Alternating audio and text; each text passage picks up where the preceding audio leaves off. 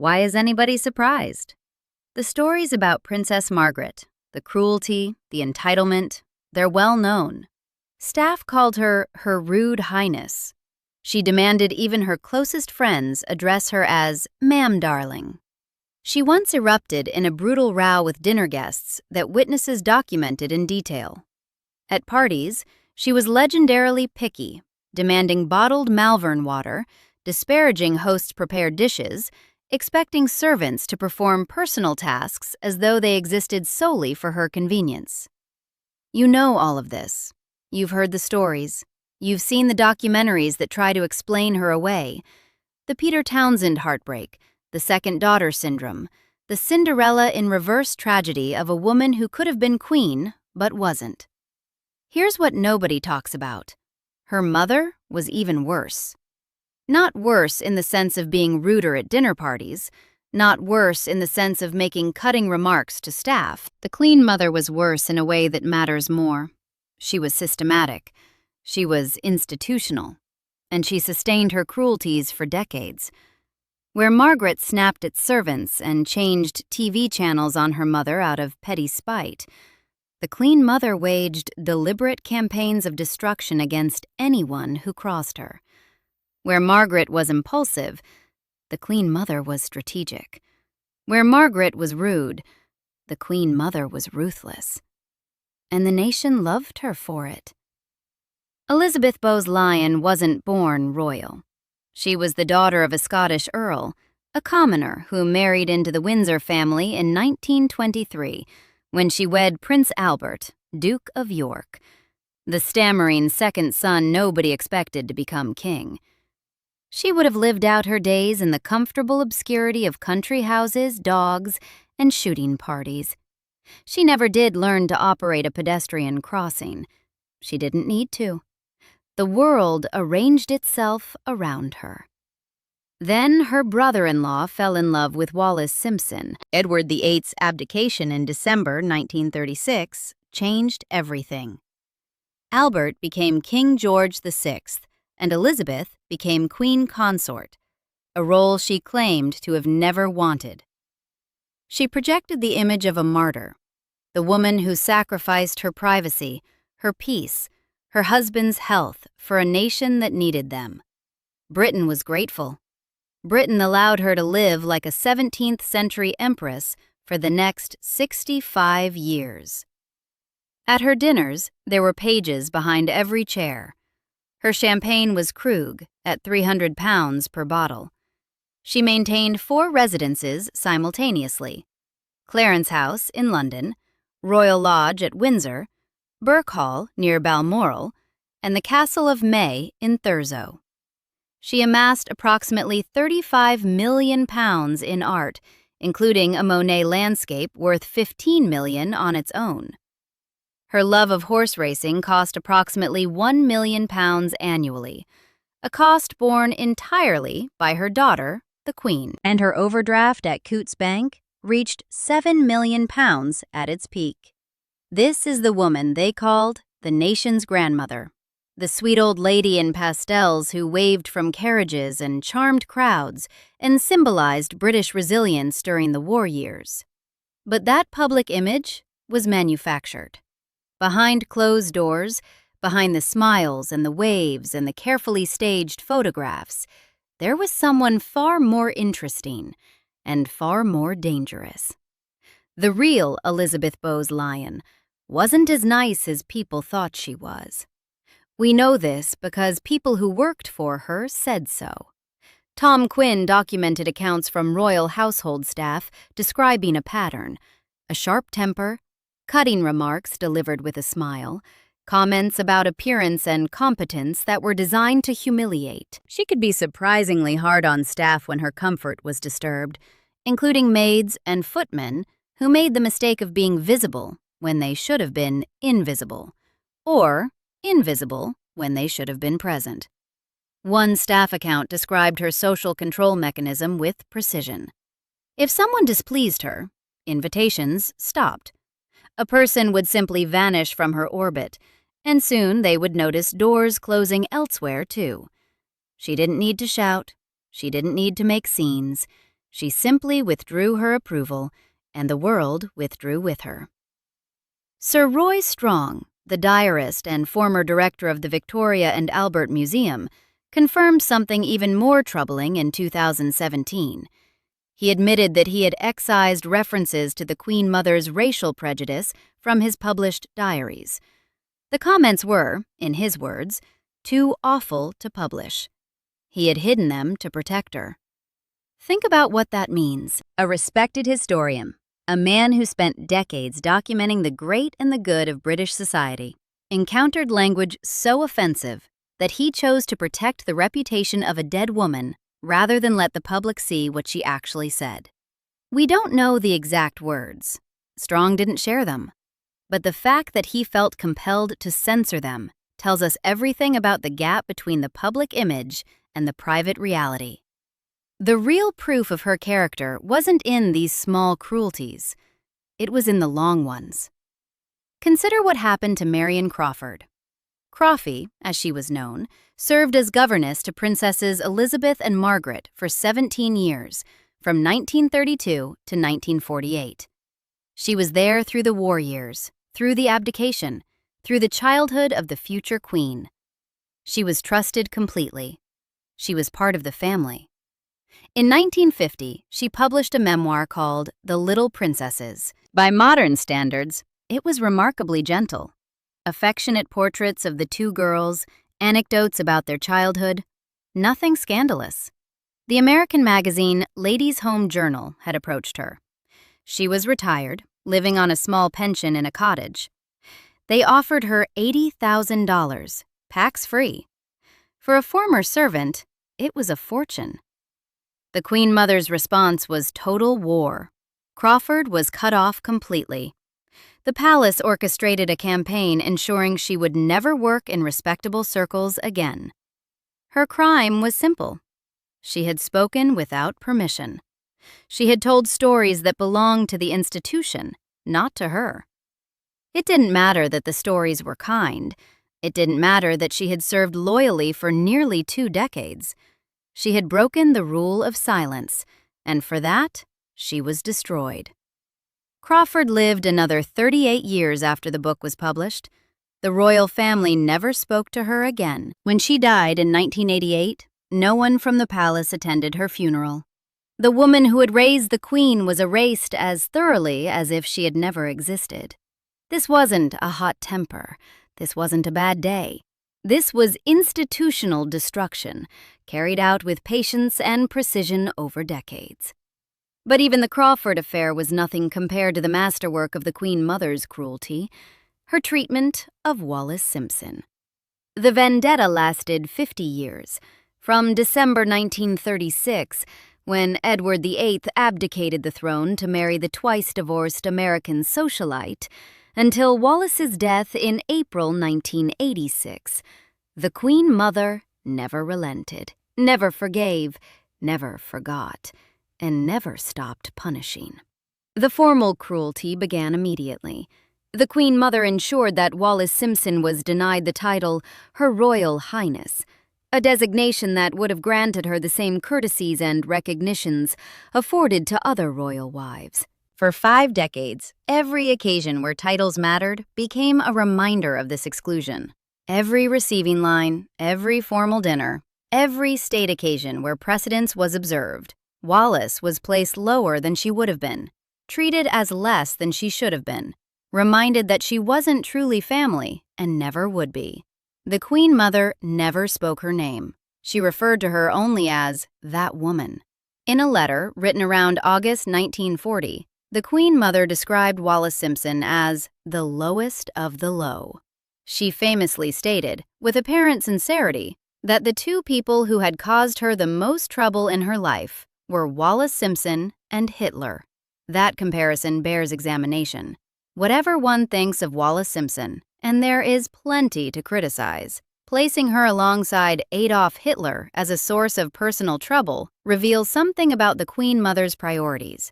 The woman who stole her brother-in-law's heart ranked alongside the architect of the Holocaust. The abdication crisis, in her mind, was a catastrophe comparable to the Second World War. The cruelty continued past death.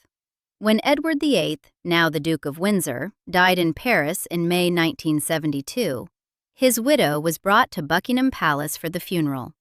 The Queen Mother's behavior toward her was described by witnesses in terms that deserve attention.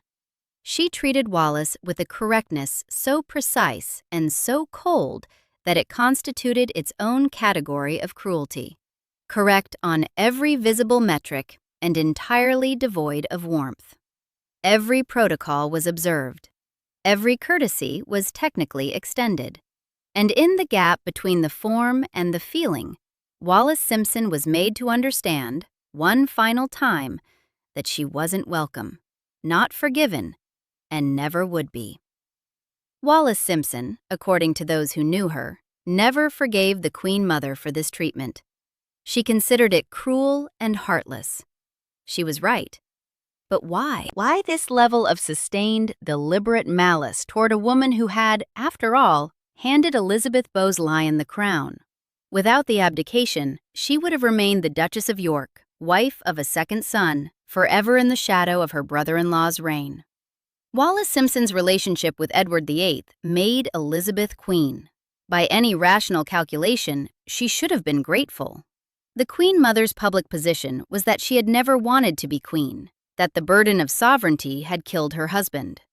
King George VI died in February 1952 at the age of 56, after years of declining health exacerbated by stress and a lifetime of heavy smoking.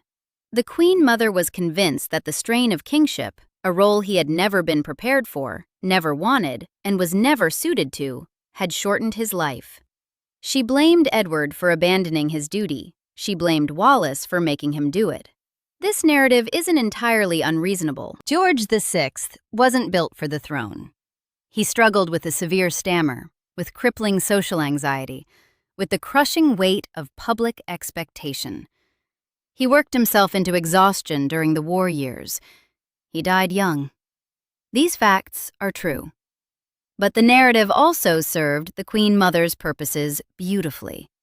It positioned her as a martyr, a woman who had sacrificed her husband's health and her own privacy for the nation. It justified her lavish lifestyle, the 4 houses, the pages behind every chair, the £1 million a year on horses, as merely the compensation owed to someone who had given so much. And it provided moral cover for a 50-year campaign of personal vengeance against a woman whose only real crime was being loved by the wrong man. The truth is simpler. Elizabeth Bowes-Lyon hated Wallis Simpson because Wallis Simpson had humiliated her. When Elizabeth first entered royal circles, she had hoped to attract the Prince of Wales, the glamorous, popular heir to the throne who would later become Edward VIII. According to her biographer, Hugo Vickers, he brushed her off. She married his younger brother instead, the stammering, shy Duke of York, who nobody thought would ever be king. Then Edward fell for someone else. And then Edward gave up everything for that someone else. And in doing so, he proved that the crown Elizabeth Bowes-Lyon had worked so hard to join was worth less to him than the love of a divorced American. The abdication was a public rejection of everything Elizabeth valued, and she never got over it. Now consider Princess Margaret in this light. Margaret Rose Windsor was born at Glamis Castle in August 1930, the younger daughter of parents who adored her. King George VI famously said of his children, "Lilibet is my pride, and Margaret my joy." She was witty, sharp, beautiful, and spoiled. By the time she was a teenager, she excelled at mimicry and was known for her cutting humor. Her governess, Marion Crawford, noted that she could also be extremely tiresome. She grew up watching her mother. She watched her mother treat servants as invisible when convenient, and targets when not. She watched her mother weaponize social exclusion, cutting people off for minor offenses and watching them vanish from polite society. She watched her mother maintain a decades-long vendetta against a woman who had done nothing to her personally. She watched her mother spend lavishly on herself, while the nation believed she was a model of wartime sacrifice. She watched her mother project warmth and charm in public and dispense cruelty in private.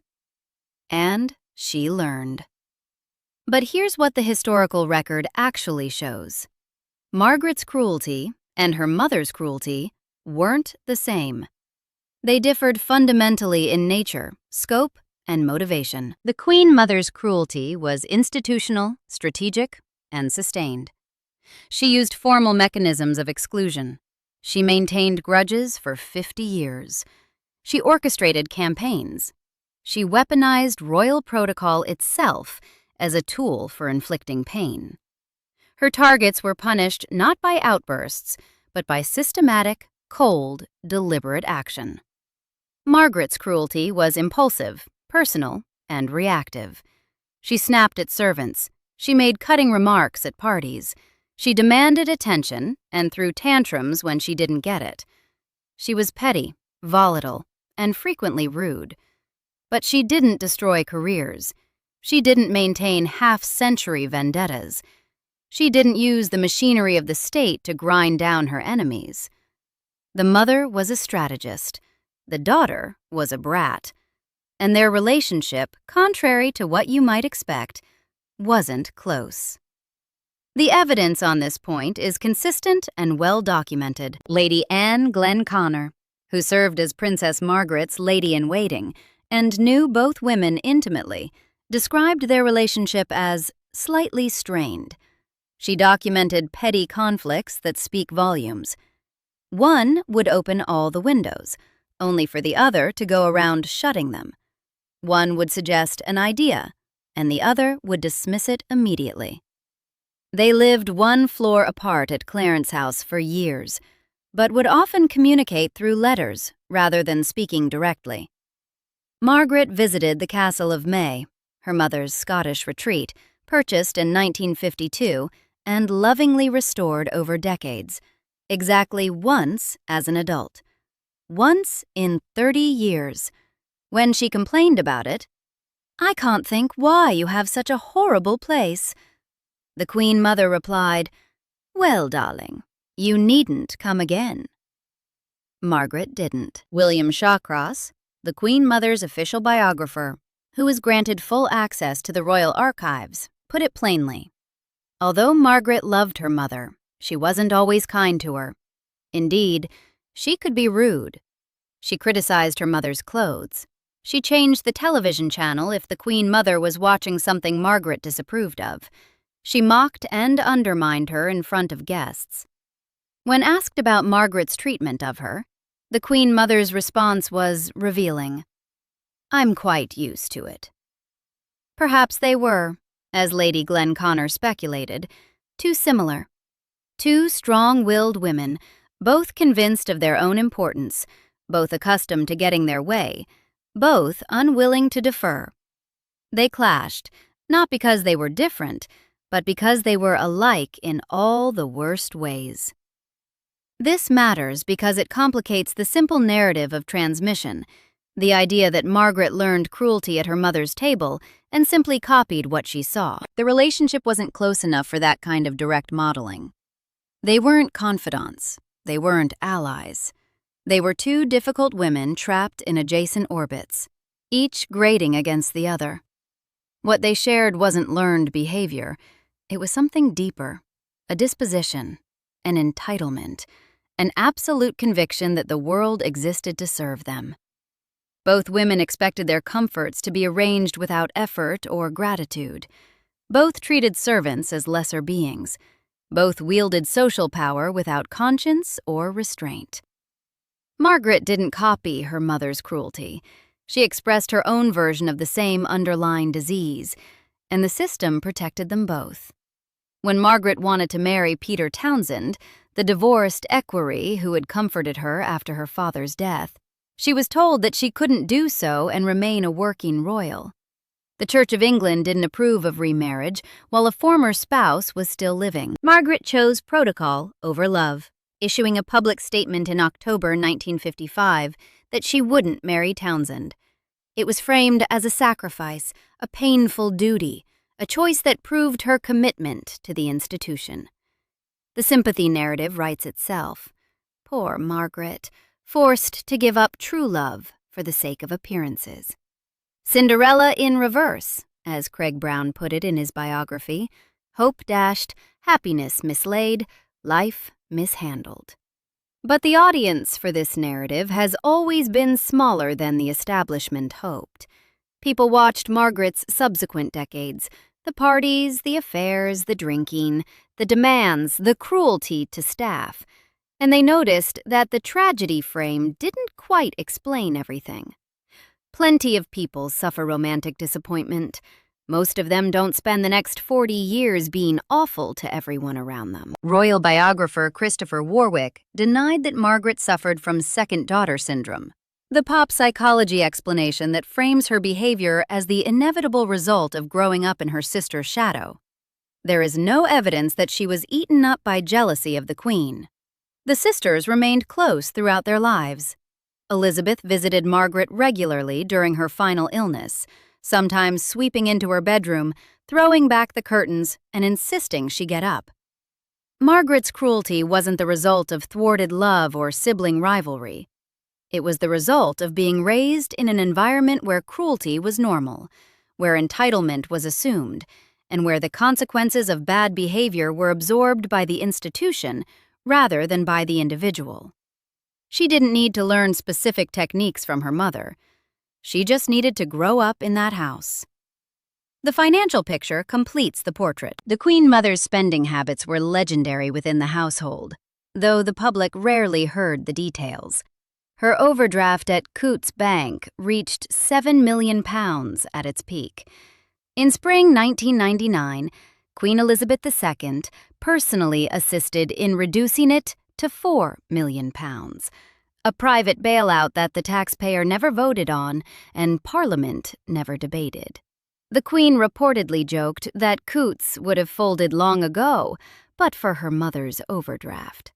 In her final year of life, the Queen Mother's spending exceeded her official income by £4 million.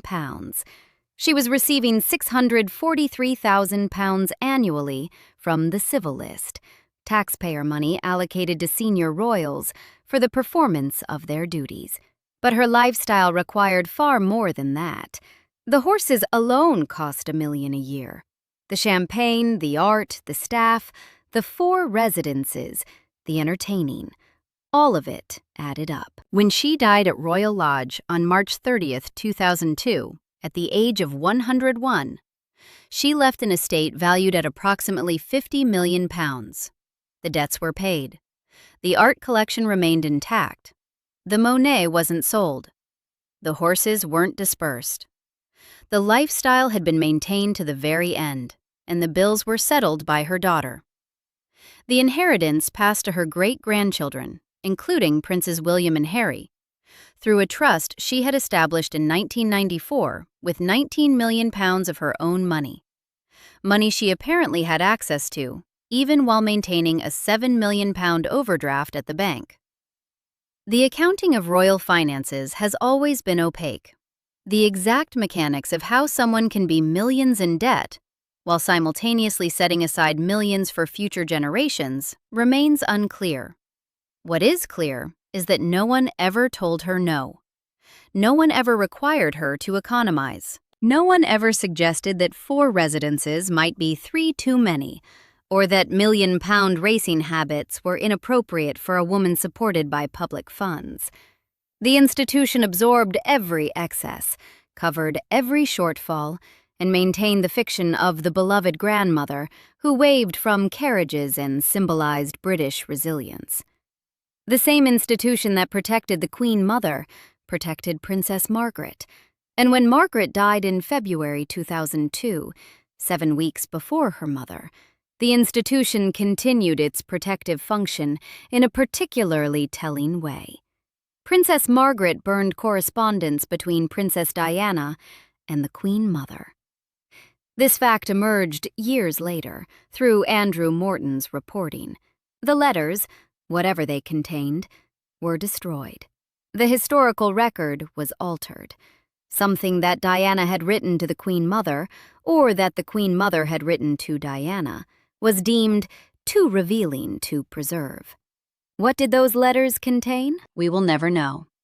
But the destruction itself tells us something. The Queen Mother had played, according to Morton's documentation, an integral role in isolating Diana from the rest of the royal family following the separation from Charles. She had shown utter abhorrence at Diana's decision to participate in Morton's 1992 biography, that book that blew open the fairy tale and exposed the reality of Diana's marriage. The Queen Mother believed that it was always a mistake to talk about your marriage. Diana violated that rule. And the Queen Mother, true to form, responded not with forgiveness, but with institutional exclusion. She helped ensure that Diana was pushed further and further from the family that had made her a princess and a mother and a global icon. Diana slept at the Queen Mother's house before her wedding. She received the Queen Mother's jewelry. She was welcomed into the family with apparent warmth. And then, when she stopped playing by the rules, when she committed the unforgivable sin of speaking truthfully about her pain, the warmth vanished as completely as if it had never existed. This was the pattern. This was always the pattern. Welcome, then withdrawal. Charm, then cold exclusion. The Queen Mother's cruelty was never hot. It was ice. And now consider Prince Andrew. Andrew was the Queen Mother's favorite grandson. She was keen on her sensitive grandson, according to biographers. She indulged him. She saw in him, perhaps, something of herself. The charm, the social ease, the conviction that the world owed him deference. When the Queen Mother died, Andrew took over the lease of Royal Lodge from the Crown Estate. He moved in during 2004 after spending more than £7.5 million on renovations. The property, with its 30 rooms, 7 bedrooms, and 40 hectares of grounds, became his country residence. He has lived there ever since. The story of Andrew's entitlement, his protection by the institution, his persistent belief that rules apply to other people. This story is familiar to anyone who has watched the news in recent years. The Epstein connection, the Newsnight interview, the stripping of his military titles, the quiet removal from public life while remaining, somehow, at Royal Lodge. The institution that created the Queen Mother protected the Queen Mother. The institution that created Princess Margaret protected Princess Margaret. And the institution that created Prince Andrew continues to protect Prince Andrew, even now, even after everything. This is what no moral compass looks like when it becomes hereditary. The phrase appears in commentary about Margaret again and again. No moral compass, no sense of right and wrong, no internal governor limiting behavior. But a compass has to be set by someone. A sense of right and wrong has to be taught, and Margaret's moral education came from a woman who maintained a 50-year vendetta against her sister-in-law, who destroyed a loyal servant's career for writing a gentle memoir, who spent millions of pounds she didn't have on luxuries she didn't need, and who isolated a young mother from her children because that mother had the audacity to tell the truth. The Queen Mother wasn't Margaret's excuse. She was Margaret's template. But she was worse than Margaret in one crucial way. Margaret's cruelties were petty, impulsive, forgettable. She snapped at servants and alienated guests and demanded constant attention. She was difficult to work for and unpleasant to be around. But in 50 years, she didn't destroy anyone the way the Queen Mother destroyed Marion Crawford. She didn't maintain decades-long vendettas. She didn't use the machinery of monarchy as a weapon. The Queen Mother did all of these things. She did them deliberately, consistently, over the course of a long life. And she did them while being celebrated as the nation's grandmother, the symbol of wartime courage, the sweet old lady in pastels who represented the best of British values. The public loved the Queen Mother because the public saw what the Queen Mother wanted them to see. They saw the carefully staged photographs, the gracious waves, the visits to bomb sites during the Blitz. They saw a woman who refused to leave London during the war, who declared that her children wouldn't go without her, and she wouldn't leave the king, and the king would never leave. They saw resilience and duty and sacrifice. They didn't see the pages behind every chair. They didn't see the £7 million overdraft. They didn't see the racism that Roy Strong felt compelled to excise from his diaries. They didn't see the ice-cold treatment of Wallis Simpson at her husband's funeral. They didn't see Marion Crawford's career ending because she published a book of fond memories. The Queen Mother understood something that Margaret never did. Image is everything. Margaret made her cruelties public. She snapped at people in front of witnesses. She alienated guests at dinner parties. She was visibly, flagrantly difficult. The Queen Mother kept her cruelties private. The public saw warmth. The public saw charm. The public saw exactly what they were supposed to see. And behind closed doors, where no cameras watched and no reporters listened, she was as calculating and as cold as any monarch who ever sat on the English throne. She just never bothered to sit on it herself. She had her daughter for that. The institution continues. The pattern holds. The moral compass was never installed in that family, and no one has installed it since. Andrew lives at Royal Lodge. The bills get paid. The awkward questions get deflected. The machine protects its own. Margaret was rude. Margaret was entitled. Margaret was frequently unbearable. Her mother was all of these things and more. She was worse in the ways that matter, more deliberate, more sustained, more effective. She destroyed lives while being celebrated as a national treasure. She spent public money on private pleasures while being honored for her wartime sacrifice. She punished people for telling the truth, while being praised for her honesty and charm. Why is anybody surprised by Princess Margaret? Look at her mother. Subscribe for more stories like this.